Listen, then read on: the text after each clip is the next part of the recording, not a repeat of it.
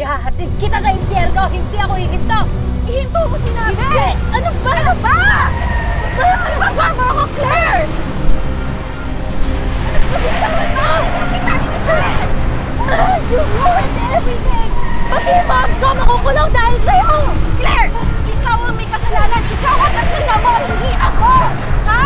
Yung mga ginagawa niyo sa aming panloloko, ha? Ano naman kami ginagawang masama? Bibigay lang naman kami ng trabaho! Bibigay kami ng pag-asa sa mga desperadong tao kagaya mo! Ito mo sinabi! At ano, ha? Sinasamantala niyo naman kailangan namin mga desperada! Ha? Ano ba kasalanan ko sa inyo? Naging driver! Ha? Total! Bumagsak na ang pamilya ko! Ibabagsak din kita! Ha? Mamamatay tayong dalawa dito! Isa kang baliw, Claire! Kung baliw ka!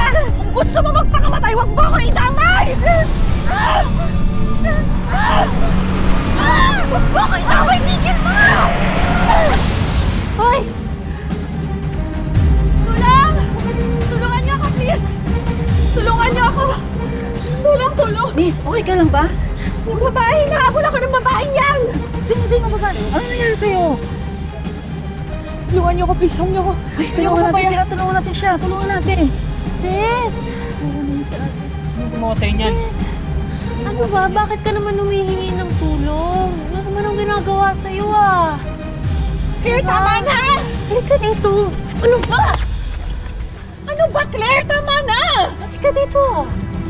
Claire Benitez always gets even, diba? Claire Benitez? Di ba siya yung nasa balita?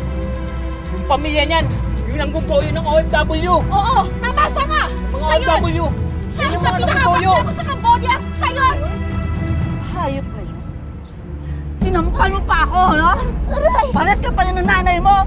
Mga pamilya kayo ng kurakot! Ayop ka! Let go! Bagay sa'yo! Pal ka pa sa akin, ha? Sige! Let go! Oh my God! Sis, help me! Sarah, help me, please! Sandali!